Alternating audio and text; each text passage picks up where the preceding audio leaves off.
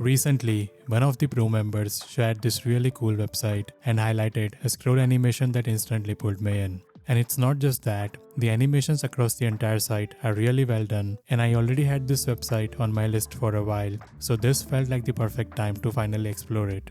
As you scroll, you will see this stack of cards sitting in a subtle 3D space. Then one by one, each card lifts, tilts, and moves out of the frame, while the next one smoothly takes its place from underneath. This creates a continuous flow where the entire stack feels alive and directly tied to your scroll. Now, we have explored sticky card layouts before on the channel, but nothing quite at this level in terms of control and structure. When I saw this, I knew this would be a great one to break down and rebuild. So over the weekend, I recreated a simplified version of this interaction using a few placeholder cards, keeping the motion and behavior as close to the original as possible. What makes this especially interesting is that the entire animation is driven by a single scroll trigger instance using scroll progress to control every state of the cards. In this video, I will show you how we can segment that scroll progress and use it to build a clean, scroll-driven system like this from scratch. If you find these kinds of rebuilds helpful, make sure you leave a like on the video and subscribe to the channel if you haven't already. And if you'd like to access the source code for this project, along with hundreds of other similar micro projects and a brand new website template every month, you can check out the Pro membership via the link in the description.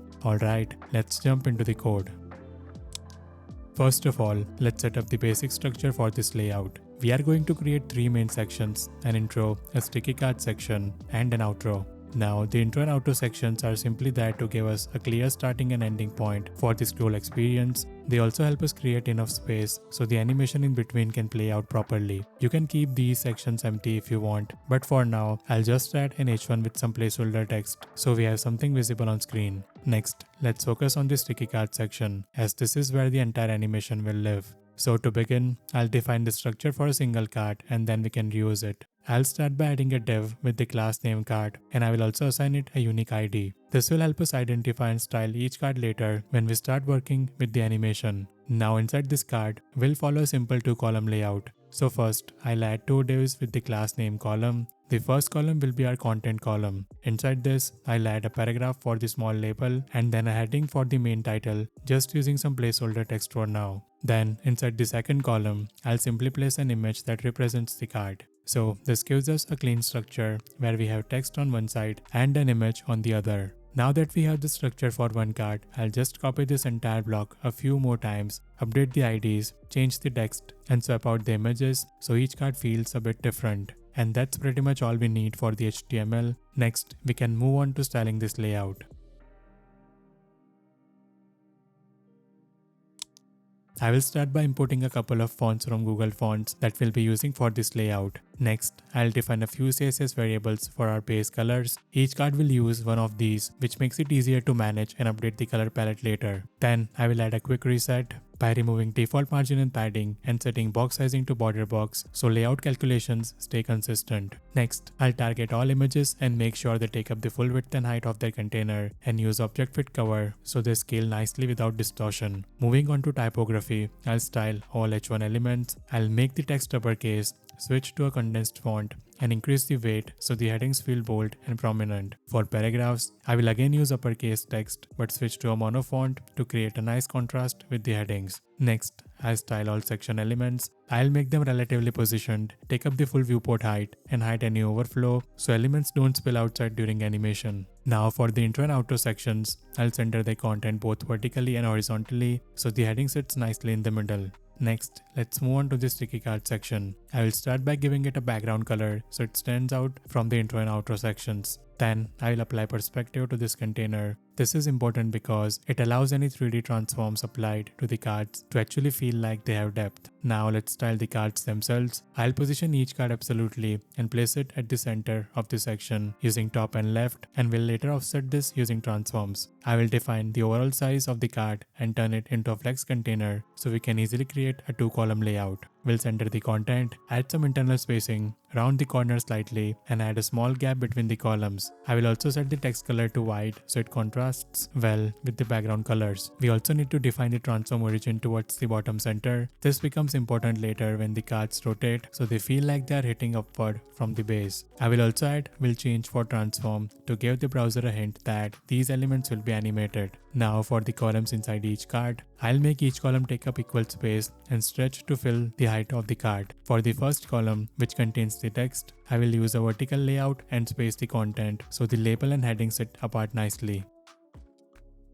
Then for the second column, which contains the image, I'll round the corner slightly and height overflow so the image stays neatly clipped inside. Next, I'll assign background colors to each card using the variables we defined earlier, and also control their stacking order using z-index so they layer correctly on top of each other. Finally, I will add a media query for smaller screens. Here, the cards will take up more horizontal space and switch the layout from 2 columns to a vertical stack, and we also make sure each column spans the full width so the layout adapts cleanly. And that's pretty much all the styling we need. Next, we can move on to the animation logic. First, we import the libraries we need for this project. We bring in GSAP, which will handle all of our animation logic. Then we import ScrollTrigger, which allows us to link animations directly to scroll position. And finally, we import Lennis. We'll use Lennis to create smooth scrolling, which helps make the overall experience feel more fluid and polished. Next, we register the ScrollTrigger plugin with GSAP. GSAP plugins don't become active just by importing them, so we explicitly register ScrollTrigger, which gives us access to features like pinning sections, tracking scroll progress, and reacting to scroll updates. Then we wait for the DOM to fully load. We wrap everything inside a DOM content loaded event listener. Next, we set up smooth scrolling using Lennis. Here, I'll paste a block of code directly from the Lennis documentation. What this does is replace the browser's default scrolling behavior with a smoother, more controlled scroll. At this point, smooth scrolling is fully set up. Next, we grab all the card elements. We select every element with the class card inside the sticky card section. These are the elements we'll be animating as the user scrolls. Then, we store the total number of cards. We'll use this value to divide the scroll into equal segments. And this leads to the next step. We calculate something called segment size. This represents how much of the total scroll each card should occupy. So instead of thinking of scroll as one continuous range, we split it into equal parts, one part for each card. This makes it much easier to control when each card becomes active. Next, we define a couple of control values for the layout. The first one controls how much vertical offset each card has in this stack. This creates that layered effect where cards are slightly shifted instead of sitting directly on top of each other. The second value controls how much each card scales down as it goes deeper into this stack. This helps create a sense of depth where the front card feels closer and the cards behind feel slightly pushed back. Now that we have these values, we set the initial state for every card. We loop through all the cards, and for each one, we apply base transform using GSAP. First, we shift the card horizontally so that it's perfectly centered relative to its own width. Then we do the same vertically, but we also add a small offset based on the card's position in this stack, so each card sits slightly below the one before it. Finally, we adjust the scale. The first card remains at full size and each card behind it becomes slightly smaller. So even before any scroll happens, we already have a clean stacked layout with depth and structure. At this point, the base setup is complete. Next, we'll start connecting this to scroll and defining how each card behaves as the user scrolls. So let's create our scroll trigger. This is the part that connects everything to scroll and controls how the cards behave as we move through this section. First, we set the trigger to the sticky card section. This tells ScrollTrigger, start tracking scroll when this section enters the viewport. Next, we define the start position. By using top, we are saying the moment the top of this section hits the top of the viewport, our scroll trigger should begin. Then we define the end. Instead of ending right away, we extend the scroll distance so we have enough room to animate through all the cards. So this creates a longer scroll range while this section is active. Next, we pin the section. Pinning means the sticky card section will stay fixed in place while we scroll through that extended range. So visually, this section doesn't move, but scroll progress keeps increasing behind the scenes, and we use that progress to drive the animation. We also keep pin spacing enabled. This ensures that the page layout still reserves space for the pin section, so the rest of the content flows normally before and after it. Next, we enable scrub. Scrub means our animation doesn't play on its own timing, it stays directly tied to scroll position. So if we scroll forward, the animation moves forward. If we scroll backward, the animation reverses in real time. Now the most important part of the scroll trigger is the onUpdate callback. OnUpdate runs continuously as we scroll. So on every scroll update, we get access to the current scroll trigger instance, and from that, we can read the current scroll progress value. Next, inside the onUpdate callback, we grab the progress. Progress is a normalized value from 0 to 1. So 0 means we are at the start of the pin scroll range and 1 means we are at the end. Now, remember earlier we divided scroll into equal segments using segment size. Next, we use that progress to figure out which card should be active right now. So we take progress divided by segment size and floor it to get a whole number. That number becomes our active index. In other words, active index tells us which card segment are we currently inside. We also clamp it using min method so we never exceed the last card index. This prevents edge case near the end where progress could push the index past the final card. Next, we calculate segment progress. This is a really important value. While progress tells us where we are in the entire scroll trigger, segment progress tells us where we are inside the current segment. So it's normalized from 0 to 1, but only within the active cards portion of the scroll. This gives us a clean way to animate the active card smoothly from start to finish without mixing it with other cards. Now that we know which card is active and how far we are into its segment,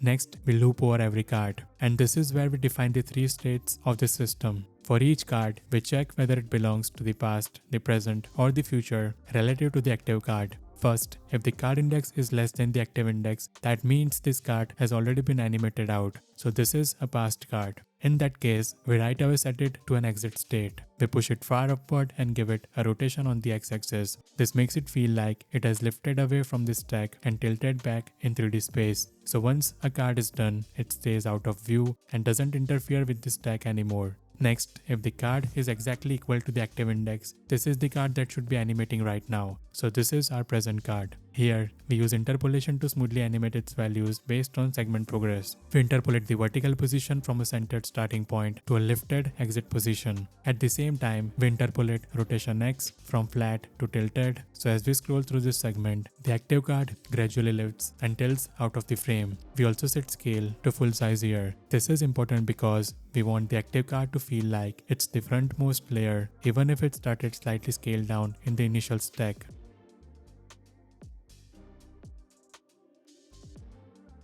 Finally, the else case handles all cards that are still behind the active card. These are the future cards. They shouldn't fly out yet, they should stay stacked, but they still need to shift forward as the active card moves away. So first, we calculate behind index. This tells us how far this card is behind the active one. Then we calculate a dynamic offset for Y position. Notice we subtract segment progress here. That's the key detail that makes this stack feel like it's moving forward continuously. As segment progress increases, the next cards gradually shift upward into their new positions instead of snapping. We do the same thing for scale. We calculate the scale based on how far the card is behind and again subtract segment progress, so the card slowly scales up as it approaches the front. Then we apply those values using GSAP's set method. We keep rotation X at 0 for these cards because only the active and past cards should have that 3D tilt. So these future cards remain flat, stacked, and smoothly advancing. So to summarize what this on update is doing, on every scroll update, we figure out which card is active, calculate progress inside that card segment, and then assign each card one of these 3 states: past, active, or future. And because we are using Scrub, this entire system stays perfectly responsive to scroll in both directions. And that's the full scroll trigger logic. Hope you found the video helpful. See you in the next one.